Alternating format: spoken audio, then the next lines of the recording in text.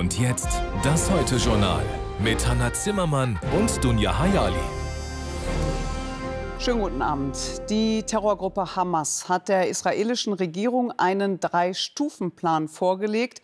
Er liest sich allerdings eher wie ein Diktat und stellt unter anderem Bedingungen für die Freilassung der verbliebenen Geiseln. Von den 136, die ja noch in der Gewalt der Hamas sind, sollen inzwischen 31 tot sein. Der israelische Premier Netanyahu steht deshalb innenpolitisch weiter unter Druck. Der wird durch die USA auch noch etwas erhöht. Luc Walpott. Israelische Soldaten inspizieren einen Hamas-Tunnel in Khan Yunis. 12 Geiseln sollen hier zeitweise eingesperrt gewesen sein. Wo sie jetzt sind, das wissen die Soldaten nicht. Mindestens 31 der mehr als 100 Männer, Frauen und Kinder sind nach Armeeerkenntnissen schon tot. Seit Monaten machen Angehörige Druck auf die Regierung Netanyahu, mehr für die Freilassung der Geiseln zu tun, bislang vergeblich. Die Terrorgruppe Hamas antwortete heute auf einen internationalen Vermittlervorschlag. Ihr Angebot: Freilassung der verbliebenen Geiseln innerhalb von 135 Tagen, aber gegen umfangreiche Bedingungen, unter anderem Einstellung der Kämpfe. Wir brauchen außerdem mehr Hilfslieferungen für die leidende Bevölkerung, Notunterkünfte und den kompletten Wiederaufbau der zerstörten Infrastruktur. Daneben fordert Hamas auch die Freilassung von 1500 palästinensischen Häftlingen aus israelischen Gefängnissen. Den Vorschlag müsse man eingehend prüfen, so US-Außenminister Blinken, unterwegs in der Region, um eine Feuerpause und die Freilassung der Geiseln zu erreichen. Für seine israelischen Partner aber steht fest, den Maximalforderungen der Hamas kann man nicht zustimmen. Wir sind auf dem Weg zum totalen Sieg. Und dieser Sieg ist in greifbarer Nähe. Es ist nicht eine Frage von Jahren, sondern eine von ein paar Monaten. Nur weiterer militärischer Druck wird die Geiseln befreien. Den abstrusen Forderungen der Hamas nachzugeben, das wird nicht helfen. Im Gegenteil, es wird Grundlage für neue Massaker bieten. Nicht viel Spielraum für Blinken, der am Nachmittag Palästinenserpräsident Abbas in Ramallah traf, wo der Amerikaner wenig willkommen ist. Der Hamas-Vorschlag enthält zwar Unannehmbares, aber er lässt trotzdem Raum für eine Übereinkunft. Unterdessen kündigte Israel eine Ausweitung seines Militäreinsatzes auf Rafah an der Grenze zu Ägypten an. Dort leben mehr als 1 Million Flüchtlinge. Fragen wir nach bei Luc Walpott in Tel Aviv. Luc, die Terrorgruppe will also einen umfassenden Waffenstillstand. Das lehnt Israel ab, haben wir gerade in deinem Beitrag gehört. Wäre denn eine vorübergehende Feuerpause denkbar? Aus Sicht der Hamas vermutlich nicht, denn das Angebot der Hamas lautet eben, dass man die 135 Tage, die man für die Freilassung der mehr als 100 Geiseln nutzt, auch dazu nutzt, eine endgültige Friedensvereinbarung, wenn man so will, also ein Ende der Kämpfe zu vereinbaren. Das sieht Israels Regierung ganz anders. Wir haben das im Beitrag eben auch gehört. Netanyahu sagt klar, wir stehen kurz davor, die Hamas militärisch zu besiegen. Wir dürfen jetzt nicht aufhören, das wäre ein Fehler. Und das Schicksal der Geiseln ist da fast nachrangig. Das wird so nicht gesagt, aber das militärische Vorgehen gegen die Hamas hat auf jeden Fall höhere Priorität hier in Israel. Und Netanyahu sagt ja auch, nichts und niemand könne Israel bremsen, auch die USA nicht? Der Druck wächst stetig. Das hat auch mit der innenpolitischen Lage in den USA zu tun. Es ist ein Wahljahr, im November wird gewählt und US-Präsident Biden steht unter Druck. Den Demokraten drohen Stimmverluste wegen ihrer Unterstützung für Israel. Aber das hält Netanyahu nicht ab, denn auch der steht innenpolitisch unter Druck, und zwar von seinen Koalitionspartnern, den rechtsextremen Parteien. Insofern ist da wenig Spielraum auch für Amerika, den Druck noch weiter zu erhöhen auf Netanyahu, der sich da äußerst robust im Moment zeigt. Luc Walpott, vielen Dank für diese Einschätzungen live aus Tel Aviv. Also die USA sind jedenfalls um Lösungen und vor allen Dingen um Vermittlung bemüht. US-Außenminister Blinken war, bevor er in Israel mit Netanyahu sprach, zuvor in Saudi-Arabien, in Katar und auch in Ägypten. Claudia Bates ist für uns in Washington. Claudia, es war ja jetzt schon sein 5. Besuch seit dem 7. Oktober, also seit dem Massaker der Terrorgruppe Hamas. Haben denn diese ganzen Reisen und Bemühungen die innenpolitischen Gründe, die wir gerade schon von Luc Weipert auch gehört haben, oder steckt noch ein bisschen mehr dahinter? Also zunächst mal hat die US-Regierung ein sehr ernsthaftes Anliegen, dass Israel in Frieden leben kann, dass die Geiseln freigelassen werden, dass humanitäre Hilfe nach Gaza gelangt und dass der Konflikt sich nicht ausweitet auf die größere Region. Das hat erstmal nichts mit innenpolitischen Überlegungen zu tun. Gleichzeitig gibt es, je weiter die Zeit voranschreitet, immer mehr Gründe, schneller zu einer Lösung zu kommen. Denn wir haben es gehört, wir sind hier im Wahlkampf und die US-Regierung wird da zerrieben zwischen der großen Unterstützung Israels insgesamt, aber auch der Kritik auf der linken Seite der eigenen Demokratischen Partei, und auch die arabisch-amerikanischen Wähler, die Biden bei der letzten Wahl unterstützt haben, sind enttäuscht von der pro-israelischen Politik der Biden-Regierung jetzt. Die Republikaner zeichnen Biden als schwach, das schadet ihm hier, und insofern gibt es ja auch einen innenpolitischen Druck, zu einer Perspektive für eine Lösung zu kommen. Viele Gespräche wurden geführt, werden sicherlich noch geführt. Spricht denn oder denkt gerade eigentlich irgendjemand über ein Nachkriegsszenario nach? Ja, nach der Vorstellung der US-Regierung soll es einen Palästinenserstaat geben unter einer palästinensischen Regierung ohne die Hamas. Ein Palästinenserstaat, von dem keine Gefahr mehr für Israel ausgehen dürfte. Die angestrebte Normalisierung des Verhältnisses zwischen Israel und Saudi-Arabien soll fortgeführt werden und dem Iran klar entgegengetreten werden. Es ist hier klar, dass es nach dem Massaker der Hamas am 7. Oktober nicht mehr so weitergehen kann wie bisher, und insofern sind diese Pläne den USA sehr wichtig. Klar ist aber auch, dass Premier Netanyahu da ein sehr schwieriger Partner ist, mit dem das so kaum machbar ist. Und auch andere Hindernisse gibt es natürlich noch zu überwinden. Insofern ja, ein Nachkriegsszenario ist durchaus entworfen. Die Frage ist, ob das im Moment mehr sein kann als ein Luftschloss. Weil du gerade Hindernisse ansprichst. Der Senat, die Meldung kam vor kurzem rein, hat gerade eben dieses Milliardenpaket in Höhe von 1,98 Milliarden Euro abgelehnt. Darin enthalten sind ja auch die Hilfen für Israel und auch die Hilfen für die Ukraine. Was bedeutet das jetzt für beide Länder? Also weitere Hilfen für Israel wird es schon geben. Die Frage ist, wann, da der politische Weg dahin sehr geprägt ist von völligem Chaos hier im Kongress. Der Ausgangspunkt war ja ein großes Paket, bei dem es im Wesentlichen um die umstrittene Einwanderungspolitik hier geht. Und Teil dieses Pakets waren eben die Hilfen für die Ukraine und Israel. Aber dieses Paket ist an den Republikanern gescheitert. Und dann in einer Hauruck-Aktion hat das Repräsentantenhaus die Israel-Hilfen abgetrennt von dem großen Paket und allein darüber abgestimmt. Und der neue Sprecher des Hauses, Johnson, ist mit dieser Idee spektakulär gescheitert. Es gab keine Mehrheit dafür. Also es ist ein einziges Chaos, und sowohl die Hilfe für Israel als auch die Ukraine sind ein Kollateralschaden dieses Chaos hier. Gleichzeitig gibt es hier bei beiden Parteien eigentlich eine Mehrheit für Hilfen für Israel.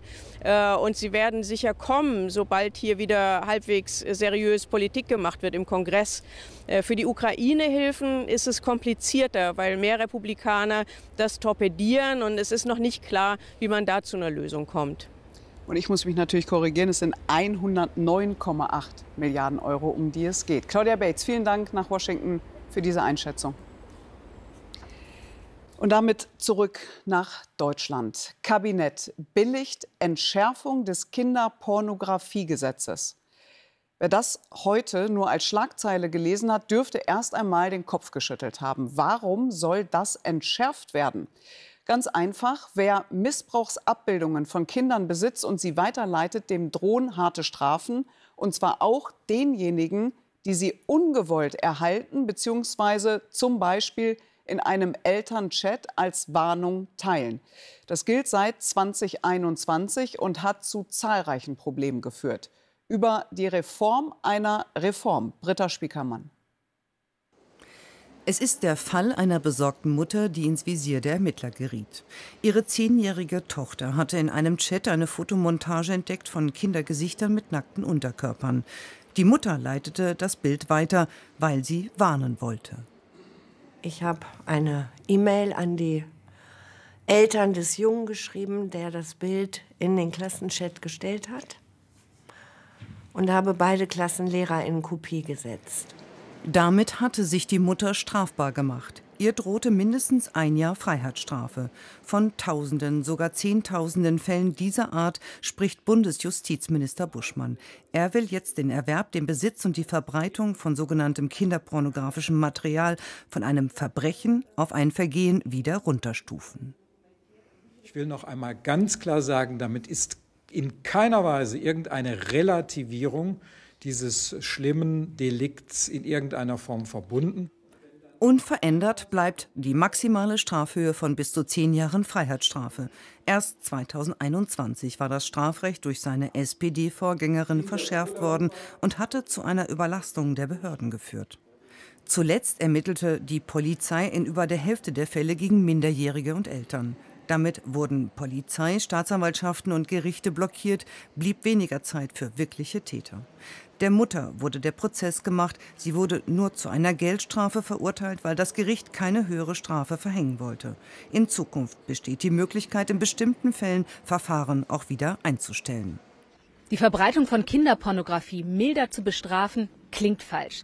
Ist aber richtig und wichtig. Denn zuletzt musste die Polizei in mehr als der Hälfte der Fälle gegen die Falschen, gegen Minderjährige und ihre Eltern vorgehen. Im Zentrum muss aber stehen, gegen die echten Täter, die massenhaft den Missbrauch von Kindern im Netz verbreiten, vorzugehen. Und genau dafür haben nun Polizei und Staatsanwaltschaft wieder die Kapazität. Der Regen hat dem DFB-Pokalspiel Saarbrücken gegen Borussia Mönchengladbach einen Strich durch die Rechnung gemacht. Für die Flugausfälle bei der Lufthansa ist der Regen aber nicht verantwortlich. Wer heute mit der Airline fliegen wollte, der musste sich Alternativen suchen. Denn das Bodenpersonal der Lufthansa streikt noch bis morgen so kurz nach 7. Der Warnschuss, wie Verdi den 27-stündigen Ausstand nennt, solle die Verhandler dazu bringen, in der nächsten Runde doch etwas mehr auf den Tisch zu legen, also mehr Geld. Die Erholung der Lufthansa, ein Milliardengewinn in 2023, weckt halt Begehrlichkeiten. Und als Bürger, da bekommt man den Eindruck, nach Bauern und Bahn, irgendwas ist zurzeit immer. Passagiere einchecken, Gepäck transportieren, Flugzeuge abfertigen. Wenn sie die Arbeit niederlegen, geht im Flugbetrieb nicht mehr viel. Am Vormittag versammeln sich Beschäftigte des Bodenpersonals vor der Lufthansa-Zentrale in Frankfurt. Es hat sich viel Frust angestaut. Ich bin es leid, Kollegen zu sehen, die jeden Monat von ihrem Gehalt nicht leben können, die ihr Leben nicht finanzieren können. Und dann kommt ein Angebot, was ja noch nicht mal die Inflationsrate deckt. Die Gewerkschaft fordert 12,5% mehr Gehalt, mindestens aber 500 € bei 12 Monaten Laufzeit und lässt die Muskeln spielen. 80 bis 90% aller Lufthansa-Flüge fallen heute aus. Nur wer umbuchen konnte oder auf eine andere Airline gebucht ist, kann fliegen. Die Lufthansa fliegt nach den schmerzhaften Corona-Jahren wieder Milliardengewinne ein. Dennoch sei der Spielraum begrenzt. Wir haben aber insgesamt großen Investitionsbedarf in neue, treibstoffärmere Flugzeuge, in Sitze, in das Produkt, in digitale Reiseerlebnisse. Da gilt es viel abzuwägen. Erst die Lokführer, dann das Luftsicherheitspersonal und Beschäftigte im ÖPNV. Die Streikbereitschaft der Gewerkschaften ist gestiegen. Zum einen, weil sie unter dem Erwartungsdruck der Beschäftigten stehen, jetzt wieder höhere Reallöhne rauszuhandeln. Und zum Zweiten, weil die Gewerkschaften auch das Instrument des Warnstreiks vor allen Dingen dazu nutzen, um eben neue Mitglieder zu gewinnen. Streiks mobilisieren und einigen die Belegschaft, wie heute zu sehen ist. Gibt es kein verbessertes Angebot, ist Verdi auch zu längeren Streiks bereit. Dass es bei der Nord Stream Pipeline Sabotage war, das ist unbestritten. Doch wer es war, darüber wird weiter gerätselt und ermittelt, Hanna, allerdings nicht mehr in Schweden. Ja, ganz genau. Schweden hat seine Ermittlungen zu den Explosionen an den Nord Stream Pipelines in der Ostsee eingestellt.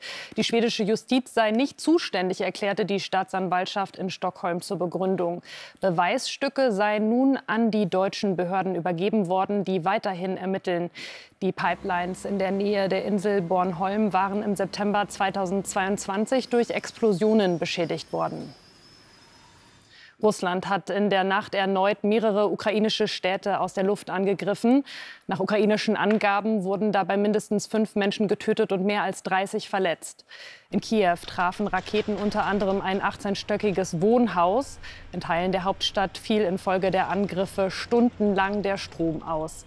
Im südukrainischen Mykolajiw sollen Dutzende Wohngebäude zerstört worden sein. Bei der Bewertung der Kreditwürdigkeit, etwa durch die Schufa, sollen bestimmte Daten künftig nicht mehr genutzt werden dürfen. Dazu zählen unter anderem die Adresse, der Name oder die Herkunft. Das Bundeskabinett hat heute eine Gesetzesänderung auf den Weg gebracht und reagiert damit auf ein Urteil des Europäischen Gerichtshofs. Das Ziel ist ein besserer Schutz vor Diskriminierung. Bei den vorgezogenen Präsidentschaftswahlen in Aserbaidschan zeichnet sich ein Sieg des autoritären Amtsinhabers Alijew ab.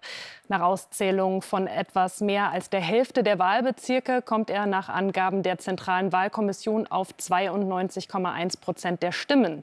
Beobachter kritisieren die Wahl jedoch als weder frei noch fair.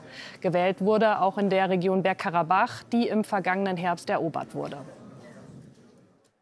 Die EU-Kommission hat ein weiteres Vertragsverletzungsverfahren gegen Ungarn eingeleitet. Dem EU-Mitglied wird vorgeworfen, mit einem erst kürzlich verabschiedeten Gesetz gegen demokratische Grundsätze zu verstoßen und damit europäisches Recht zu verletzen. Ungarn will dennoch an dem sogenannten Souveränitätsgesetz festhalten, das die Wahlkampffinanzierung aus dem Ausland auch für Vereine und andere Organisationen verbietet. Das Land hat nun 2 Monate Zeit, um auf die Vorwürfe zu reagieren. Ein Tag vor der Parlamentswahl in Pakistan sind bei Anschlägen mindestens 28 Menschen getötet worden. Dutzende weitere wurden verletzt. Die Explosionen ereigneten sich in der Nähe von 2 Wahlkampfbüros. Die Terrormiliz Islamischer Staat hat die Anschläge für sich reklamiert. Morgen sind rund 130 Millionen Wahlberechtigte zur Stimmabgabe aufgerufen. Alles auf grün umbauen, während der Betrieb läuft und dabei noch konkurrenzfähig bleiben, das ist eine Herkulesaufgabe, vor der nicht nur die deutsche Wirtschaft steht, keine Frage. Aber die Klimaziele sollen ja schließlich auch erreicht werden. Ganz ohne Hilfe geht das alles nicht. Und so hat sich die EU nun auf ein Förderprogramm für grüne Technologien geeinigt. Mit dem sogenannten Net Zero Industry Act will die EU die lokale Produktion sauberer Technologien ausbauen. Die Erwartungen sind hoch, aber eines ist niedrig bis gar nicht vorhanden, und zwar hier frisches Geld. Das haben die Amerikaner mit ihrem Inflation Reduction Act den Europäern also mal wieder voraus. Isabel Schäfers. Solarmodulproduktion in Dresden. 120 Mitarbeiter beschäftigt die Firma Solarwatt in dieser Sparte, und die tut sich schwer. Womöglich müssen die Mitarbeiter bald in anderen Bereichen unterkommen, muss die Solarmodulproduktion eingestellt werden. Bei den Rahmenbedingungen, die wir jetzt haben, das heißt auf der einen Seite asiatische Produkte, die zumindest mal im Preis schwer nachvollziehbar sind, wenn man schaut, wie Herstellkosten sind. Auf der anderen Seite Amerika Grenzen dicht macht, weil sie eben diese Produkte nicht mehr ins Land lassen. Dann sind das Wettbewerbsbedingungen, die einfach nicht mehr equal sind, nicht mehr fair sind. Das will die EU nun ändern. Ausgewählte Schlüsseltechnologien wie zum Beispiel Windenergie, Batteriezellen und Photovoltaikanlagen werden künftig gefördert. Europäische Anbieter sollen bevorzugt werden, auch wenn ihr Angebot etwas teurer ist. Genehmigungsverfahren werden beschleunigt. Bis 2030 soll die EU so mindestens 40% ihres jährlichen Bedarfs an sauberen Technologien selbst decken können. Es ist natürlich auch eine Aussage in Richtung Industrie, dass wir eben nicht nur Klimawandel machen wollen und dann sagen, die Technologie kaufen wir in China und in Amerika, sondern wir sagen ganz konkret, wir wollen, dass in Europa produziert wird. Wir geben dafür auch einen Bonus, wir beschleunigen die Genehmigungsverfahren und damit sind wir relativ optimistisch, dass wir auf so eine Zielgröße von 40% kommen können. Die USA fördern ihren Standort mit milliardenschweren Subventionen. Die EU unternimmt mit ihrem neuen Net Zero Act auch den Versuch, international mithalten zu können. Aber der europäische Plan sieht keine direkten Finanzmittel vor. Es fehlt ein bisschen die finanzielle Ausstattung. Da haben die Mitgliedstaaten leider zu wenig reingegeben im Vergleich zu dem, was die Amerikaner mit ihrem Inflation Reduction Act anbieten. Allerdings ist das amerikanische Konzept auch stark auf Verschuldung basiert. Und man muss schauen, wie langfristig die Amerikaner es sich leisten können, so viel Geld zu investieren. Ein Maßnahmenpaket, 2 Ziele, die europäische Wirtschaft wettbewerbsfähiger machen und gleichzeitig den eigenen Klimazielen näher kommen. Dass in Berlin mal etwas anders läuft als geplant, ist ja keine Seltenheit. Die peinlichste Angelegenheit in den letzten Jahren lässt sich in 3 Buchstaben ganz kurz zusammenfassen: BER. Der Bau des Flughafens hat 9 Jahre länger gedauert und bis zu 5 Milliarden mehr gekostet. Dicht gefolgt im Ranking der Peinlichkeiten die Bundestagswahl 2021. Da liefen diverse Dinge schief, sodass an diesem Sonntag in einigen Wahlbezirken neu gewählt werden muss. An der Stimmverteilung im Bundestag wird das so gut wie nichts ändern. Dennoch sei es keine Wahl für die Tonne, denn auf die Stimmung kommt es an, heißt es. Markus Groß. Haustürwahlkampf mit Kevin Kühnert. Die erste Hürde, die Eingangstür, ist schnell genommen. So nehmen wir es am liebsten.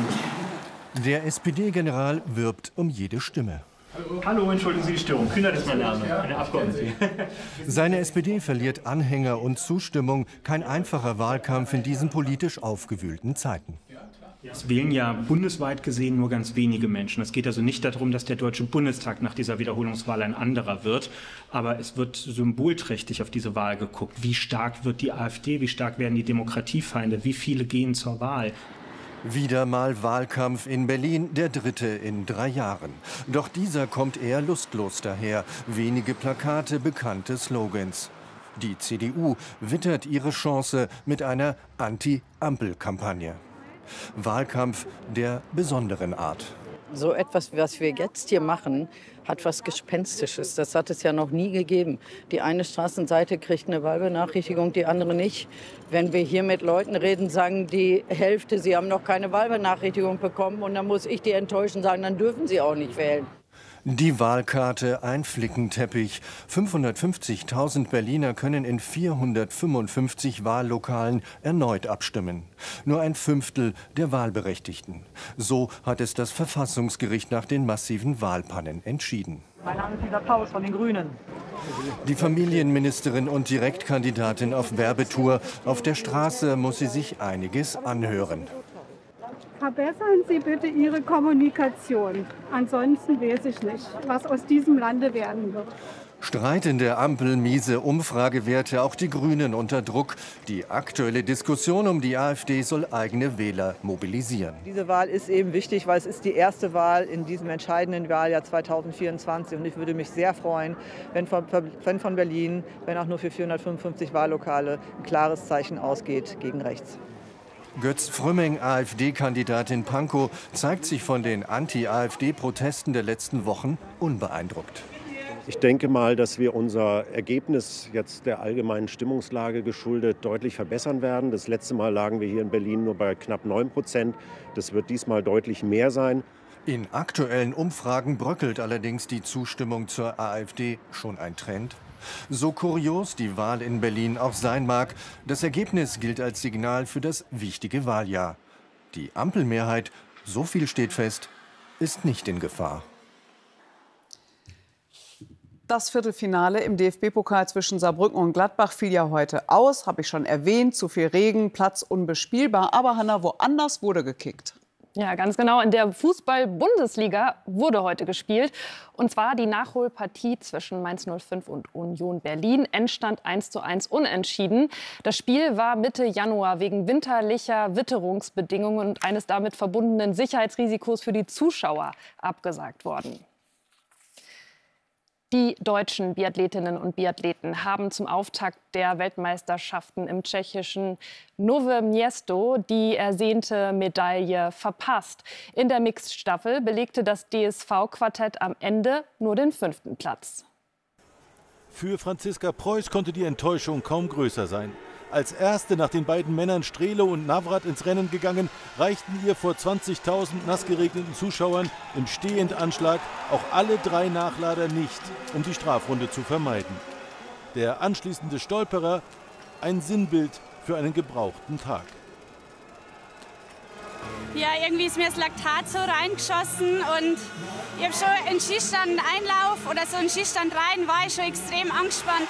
Die neuen Mixed-Weltmeister kommen aus Frankreich, vor Norwegen und Schweden. Die deutsche Schlussläuferin Vanessa Vogt kommt als Fünfte über die Ziellinie. Zu den Lottozahlen an diesem Mittwoch. Die lauten 1, 8, 15, 19, 26, 31, Superzahl 0. Alle Angaben wie immer ohne Gewähr. Fehlt noch der Blick aufs Wetter. Es gibt Unwetterwarnungen für Teile von Nordrhein-Westfalen, Rheinland-Pfalz und Hessen vor ergiebigem Dauerregen. Morgen regnet es in der Mitte anhaltend, am Nachmittag vom Emsland bis Sachsen teils mit Schnee. Die Höchstwerte liegen zwischen 3 Grad in Thüringen und 14 Grad am Oberrhein. Am Freitag regnet es viel im Norden mit Schnee. Der Samstag wird unbeständig, am Sonntag Regen im Südwesten. Die Temperatur steigt auf 2 bis 17 Grad, am Samstag auch darüber. Und das an Karneval. Tja. Fasching, Fasteloven, Fasenacht oder wie auch immer das bei Ihnen heißt. Ja, Regenschirm nicht vergessen, ne? Ich werde einen dabei haben. Und hier wartet jetzt Markus Lanz auf Sie und morgen übernimmt hier an dieser Stelle Christian Sievers. Machen Sie es gut, wo auch immer Sie sind. Tschüss.